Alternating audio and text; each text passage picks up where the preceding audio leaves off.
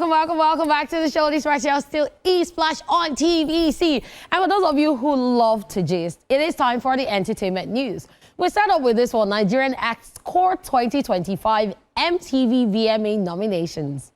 Afrobeats continues its meteoric rise on the global music scene as Nigerian stars Rema, Asake, Tems, Burna, Arya and Wizkid earned major nominations at the 2025 MTV Video Music Awards VMAs. The nominations unveiled ahead of the September 7th ceremony mark another significant milestone for African music on one of the world's largest entertainment platforms.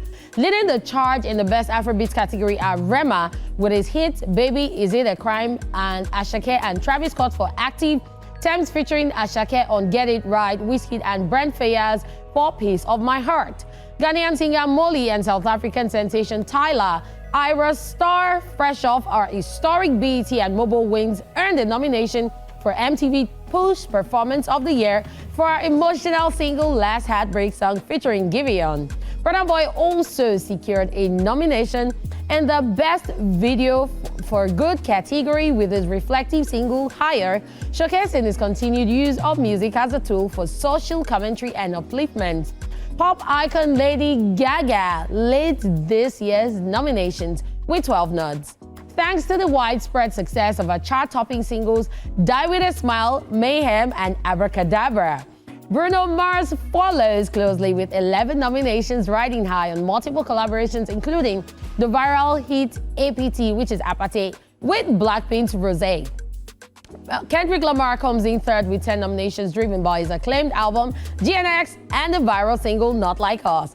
Other major categories include Artist of the Year, which features a heavyweight lineup including Bad Bunny, Beyonce, Taylor Swift, Kendrick Lamar, The Weeknd, Morgan Wallen, and Lady Gaga. Song of the Year includes contenders like Billie Eilish's Birds of a Feather, Ed Sheeran's Sapphire, and The Weeknd and Playboi Carti's Timeless.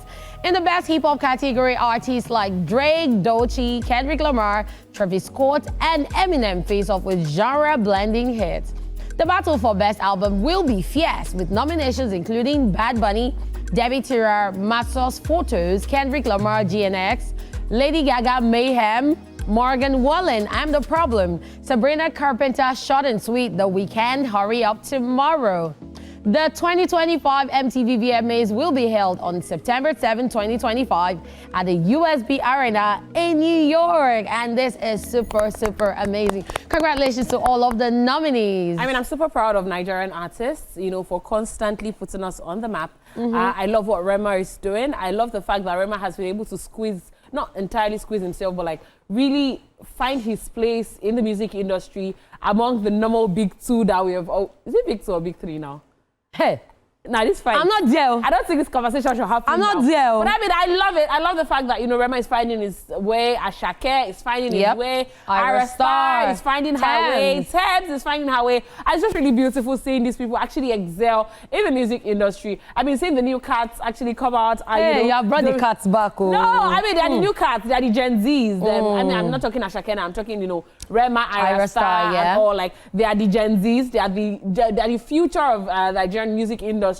And I love the fact that they're doing so well for themselves and, they're putting us on the map constantly. Love it for you guys. Yes, talking about the future is here and now, because I remember back in the days, let me do a bit of throwback.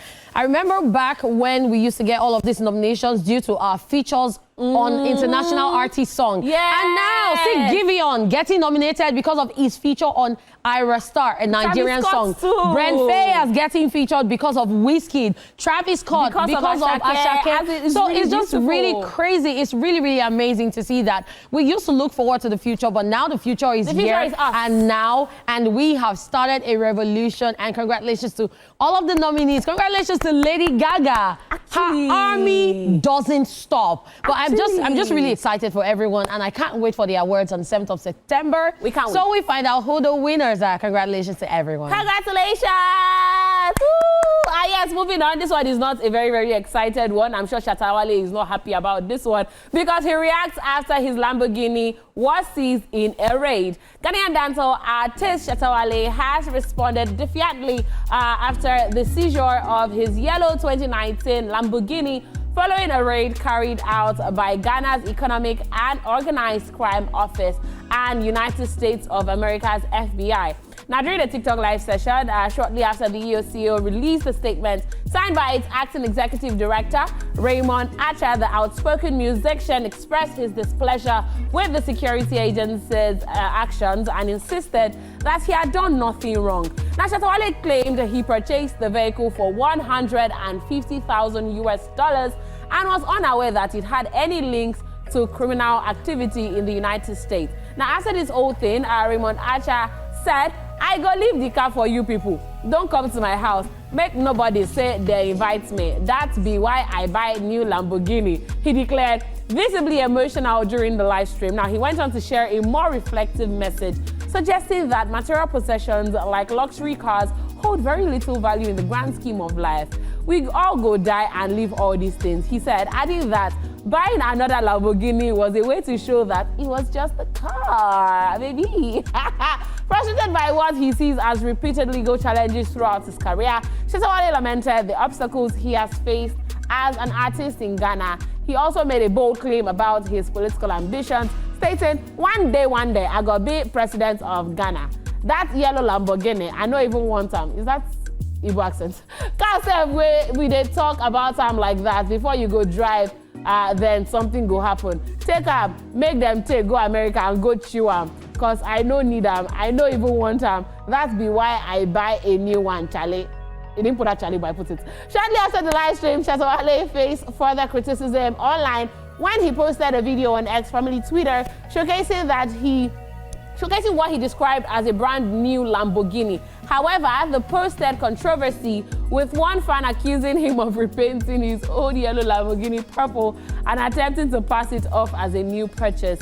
Despite the backlash, Shatta Wale has maintained that the purple Lamborghini is indeed new, using the moment to silence his critics and double down on his assertion that money isn't everything. Money na water. I just feel like he's trying to prove a point so much and he's contradicting himself. At the end of the day, this one will say money na water. This one will say money isn't everything. But what are you doing with the money? Give it to us now. My own is that. I mean, you bought one Lamborghini. They seized it. You now came around to prove that, oh, you can buy that one. Then you're now slotting it inconveniently that, oh, money is not everything, money is not everything. Then why are you so obsessed with the Lamborghini? Because he loves the car and they took the one he has, so he had to replace it. So, you guys don't get Shatta Wale. I don't know why you guys are always coming for him. Who is you guys? Because he's always coming for you people. Who exactly are you guys? Shatta Wale is that person that can just wake up one day and say, you know what? Today, is it my Nigerian brothers or my Ghanaian brothers? Kale? And he will face everybody. He will act like there is no tomorrow. Charlie. But this, I remember when the news first broke that the FBI and the EOCO, or is it the COSO, got his car. And it was really, really sad. A lot of people had a lot to say. And most of the comments were like, they're waiting for Shatta Wale's response. Because even when nothing happens, Shatta Wale will come out to talk. So now that this has happened to him and not another person, we're expecting what he was going to say. And now he has said his 2 cents. He said he's not talking. It is classic Shatta Wale style. And instead of just giving us the classic Shatta Wale style, he now added another one. Which people are saying that, well, it's the old one. But if the old one was seized, how did he get it to repaint it? What if he has collected it back? You don't know what goes on behind the scene. My sister, that was the second question I was going to ask. What if you have collected it back? I'm just, why doesn't keep our fingers crossed? What if it's the arrangement that, oh, collect it, but don't let people know that you have collected it? What if it's a publicity stunt to even show that they are working? What if he wants to drop song next week? Well, at the end of the day, I wish them the best. Congratulations to Shatta Wale on his new, in quotes, ride. New ride, don't put it. In quotes. New ride, new Lamborghini, Euros. Okay, please, let's move on already. This person is actually not happy and is looking for help. Sean Diddy Combs seeks Trump pardon after conviction.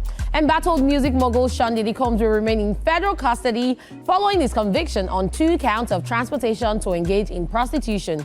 Despite efforts from his legal team to secure a pardon from President Donald Trump, Nicole Westmoreland, one of Combs' lead attorneys, revealed in a CNN interview that conversations have been initiated with the Trump team in pursuit of a presidential pardon. I quote, "It's my understanding that we've reached out and had conversations in reference to a pardon," end of quote. Westmoreland said, expressing continued optimism about the outcome. And I quote, "Combs is a very hopeful person, and I believe that he remains hopeful," end of quote.